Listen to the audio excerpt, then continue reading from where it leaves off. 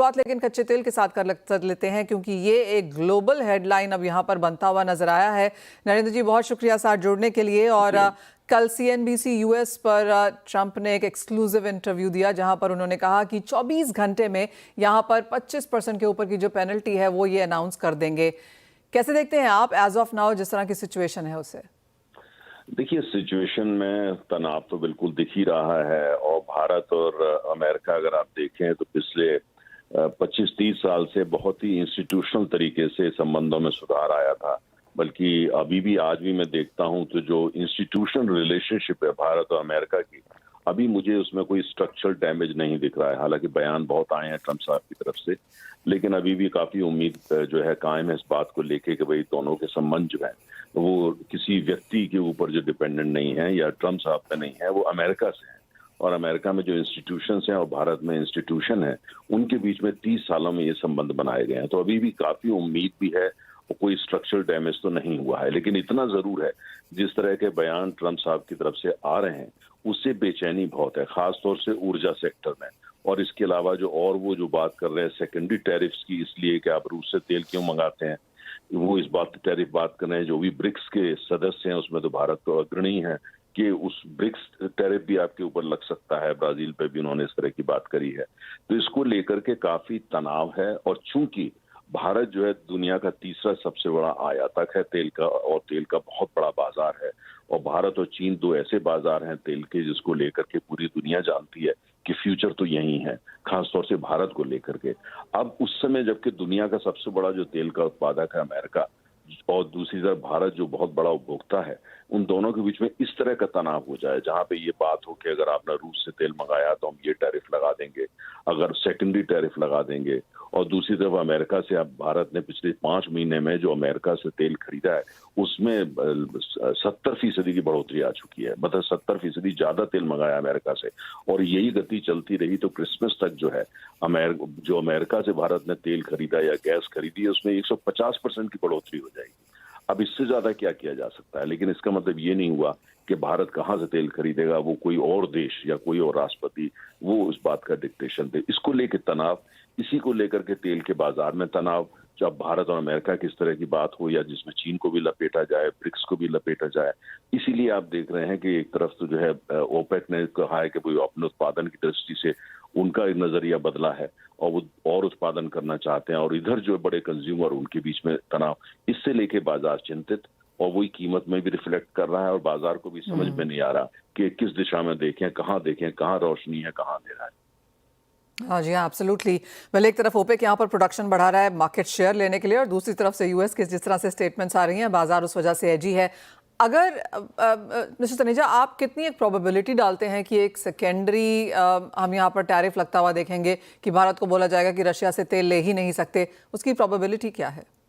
बहुत अच्छा आपने मनीषा प्रश्न किया। देखिए, ये प्रोबेबिलिटी की बात यह है कि अगर ऐसी बात की जाती है कि भारत पर प्रतिबंध लगा दिए जाएंगे, सेकेंडरी सैंक्शंस लगा दी जाएंगे, और वो फिर खाली तेल पे नहीं होगी, पेट्रोलियम प्रोडक्ट्स पे नहीं होगी, वो तो सब चीज पे लग जाएगी, आईटी सर्विसेज पे भी लग जाएगी, वो तो स्टील पे भी लग जाएगी।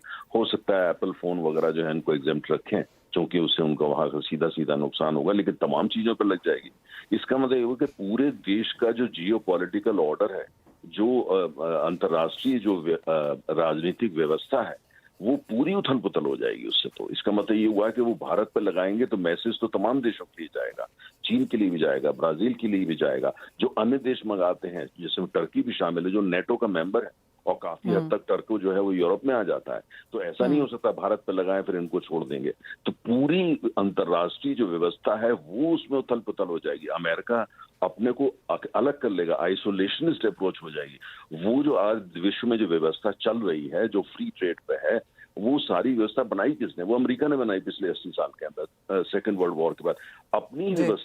अपनी व्यवस्था को उथल पुथल कर देंगे और उसको जो है वो खत्म करने का प्रयास करेंगे, तो जाहिर है उसे बेचैनी भी बढ़ेगी और परेशानियां भी बढ़ेंगी।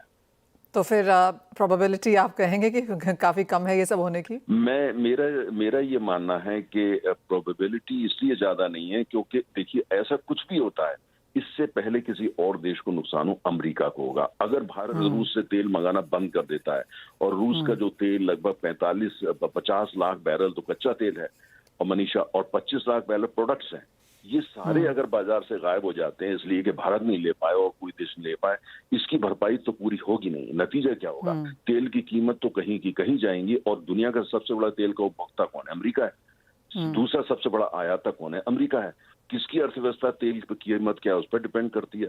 और दूसरा इसके साथ में तेल की कीमत अमेरिकी उपभोक्ता के लिए, ट्रम्प साहब के वोटर के लिए तो बढ़ेगी, लेकिन साथ में अमेरिका में जबरदस्त महंगाई आएगी, इन्फ्लेशन आएगा। तो जब ये इनको समझ में आएगा, ट्रम्प साहब को, उनके जब एडवाइजर ये बात बताएंगे, तो वो उसको थोड़ा उनको दोबारा सोचना पड़ेगा। और हमको ये नहीं भूलना चाहिए, आज कुछ कहना, कल उसको वापस लेना, ट्रम्प साहब ये भी करते हैं। जी हाँ, हम सब उसे यूज्ड टू भी हो रहे हैं। तो आप कह रहे हैं कि ये सेकेंडरी सैंक्शंस बहुत बड़े आएंगे, या भारत को बिल्कुल ही रशिया से तेल नहीं खरीदने को कहा जाएगा, इसकी प्रोबेबिलिटी एज ऑफ नाउ यहाँ पर काफ़ी कम है। अगर और जैसे आपने कहा काफ़ी इंटरेस्टिंगली कि जुलाई के अगर हम नंबर्स देखें तनुजा जी, तो हमने ऑलरेडी देखा है कि रशियन क्रूड इंपोर्ट हमने थोड़ा सा कम होता हुआ देखा, और जैसे आपने हमें अभी बताया कि 5 महीने में करीबन 70% की बढ़त हमने यहाँ पर यूएस क्रूड की आते हुए देखी है। आप कहेंगे सैंक्शंस नहीं लगेंगे, लेकिन एक डायनामिक्स एब्सोल्युटली यहाँ पर चेंज होता हुआ नजर आएगा कि इंडिया कहाँ से कच्चा तेल लेता है। देखिए मनीषा, हमको ये समझना पड़ेगा, भारत की जो कूटनीति है उसमें बहुत सोफिस्टिकेशन है, और इंडिया की जो स्ट्रेटेजिक ऑटोनॉमी है हम उसको बहुत संभाल के रखते हैं, वो हमारे को बहुत प्रिय है, उस पर समझौता नहीं होगा। कोई और देश हमको डिक्टेशन दे, ये वो नहीं चलेगा। लेकिन दूसरी तरफ हम ये भी जानते हैं, वो ये चाहते हैं भाई ट्रेड डेफिसिट है, या वो चाहते हैं भारत जो है अमेरिका से और चीजें खरीदें, तो वो कोशिश उसकी की जाएगी, बिल्कुल की जाएगी। जहाँ तेल भी लेंगे, एलएनजी भी लेंगे, और अगर वो जिस सस्ते दाम पर रूस तेल देता है उसी सस्ते दाम पे वो तेल दें, या उसे $1 कम पे देने, हम रूस से बिल्कुल बंद कर देंगे, सारा अमेरिका से लेंगे, वो दिलवाएं तो सही। तो इसलिए ये उनको जो भारत का मैसेज है कि हम अपना प्रयास कर रहे हैं, ये चीजें ओवरनाइट नहीं होती है, लेकिन रूस से हम क्या खरीदें, कितना खरीदें, उस पर नुक्ताचीनी जो है आप नहीं करेंगे। हम आपसे संबंध बढ़ाएंगे, लेकिन अन्य देशों से क्या संबंध होंगे, वो हमारी स्ट्रेटेजिक ऑटोनॉमी है, उस पर ना बात होगी ना समझौता होगा। क्लियरली, और काफ़ी हद तक इंडिया का ये स्टैंड रहा भी है। तनुजा जी, एक फाइनल सवाल, और ये प्राइसेस को लेकर है, और काफ़ी सारे बैंक्स एंड ब्रोकरेजेस अपनी केस स्टडीज़ यहाँ पर डाल रहे हैं कि अगर इंडिया पे सैंक्शन आता है तो भाव 100 तक जा सकते हैं, अगर नहीं आता है और आने वाले 1-2 महीने में सारा कुछ यहाँ पर इन सम सेंस सेटल हो जाता है, एक ट्रेड एग्रीमेंट भी हो जाता है, तो कच्चा तेल फिर 60 इवन सब 60 जा सकता है 4th क्वार्टर कैलेंडर ईयर में। आप कहेंगे ये दोनों ही scenarios as of now on the table हैं? देखिए, अगर जो है ऐसी स्थिति पैदा हो जाती है कि रूस का तेल अंतर्राष्ट्रीय बाजार में आना बंद हो जाता है, या 70% कम हो जाता है, या 60% कम हो जाता है, तब फिर तेल की कीमत तो $120 होना तय है ना, क्योंकि भारी मात्रा में रूस का तेल आता है। अगर ऐसे हालात बनते हैं तो तेल की कीमत बहुत ऊपर जाएगी, और सबसे बड़ी मार उसकी अमेरिकी अर्थव्यवस्था पे पड़ेगी, पहली बात। दूसरी बात यह है कि अगर मान लिया ये होता है कि भाई भारत के ऊपर वो कोई प्रतिबंध लगा देते हैं या वो कर देते हैं, तो फिर जो है वो आप देखें उसके जो नतीजे होंगे, वो जो होगा, चोट तो लगेगी लेकिन थोड़ी वो कम होगी। लेकिन मेरा अपना जो मानना वो ये है कि जो तेल की कीमत है, अगर थोड़ा सा बयानबाजी एक तरफ है, ट्वीट्स अपनी जगह हैं, हकीकत में क्या होता है ये देखना है। और मनीषा, हमको एक बात नहीं भूलनी चाहिए, आने वाले चंद महीने के अंदर 2-3 महीने में भारत में क्वाड समिट है। क्वाड समिट में 4 ही लोग आते हैं, अमेरिका के राष्ट्रपति, भारत के प्रधानमंत्री, जापान के प्रधानमंत्री, ऑस्ट्रेलिया के प्राइम मिनिस्टर, और इस बार उसको होस्ट इंडिया कर रहा है। अर्थात ये है कि ट्रम्प साहब भारत आ रहे हैं 2-3 महीने के अंदर उस समिट में भाग लेने के लिए। अगर वो आते हैं और वो आ रहे हैं और क्वाड समिट हो रहा है, तो आप देखेंगे आने वाले कुछ सप्ताह में पूरे माहौल के अंदर गर्माहट को वापस लाना पड़ेगा, क्योंकि वरना क्वाड समिट जो अमेरिका का प्रोजेक्ट है उसमें परेशानी पैदा हो जाएगी। तो आने वाले 2-3 महीने के अंदर अगर क्वाड समिट होता है, जो अभी तक संकेत है कि हो रहा है, अगर ऐसा होता है तो फिर जो है मुझे लगता है कि थोड़ी सी गर्माहट वापस आएगी। जो थोड़ी बर्फ जम गई है उसको कहीं ना कहीं कोशिश होगी कि उसको पिघलाया जाए, और उससे पूरा माहौल बदलेगा। लेकिन ये तय है, जब तक ऐसा नहीं होता, ये नहीं होता, तो तेल की कीमतें जो हैं, अगर कोई टैरिफ नहीं लगते या भारत रूस से तेल नहीं, तो तेल की कीमतें दबाव में आने वाली हैं। आज की तारीख में जब मैं होराइजन पे देख रहा हूँ, $62 के आसपास तो दिखता है कि कीमत गिरेगी। आपने आज भी कीमत देखी है, उसका असर यह है कि मार्केट में स्ट्रेस है, परेशान है। उनको लगता है जो सबसे बड़ी मार्केट तेल की होने वाली है भारत, उसके साथ जो अमेरिका के संबंध, जो दुनिया का सबसे बड़ा तेल उत्पादक है, ये जो है इसको लेकर परेशानी है, ये कीमत में रिफ्लेक्ट कर रही है। अगर ये परेशानी बढ़ती है तो कीमत में रिफ्लेक्ट करेगी। और एब्सोल्युटली ग्लोबल हेडलाइंस में यहाँ पर किस तरह से इंडिया पे रिएक्शंस होंगे, इंडिया कैसे रिएक्ट करेगा, उसी का इम्पैक्ट हमने कच्चे तेल में आज यहाँ पर बनता हुआ देखा भी है। नरेंद्र तनेजा जी, बहुत शुक्रिया एज ऑलवेज साथ जुड़ने के लिए और बहुत ही आसान शब्दों में वो हमारे दर्शकों को समझाने के लिए भी। वंदना, आपसे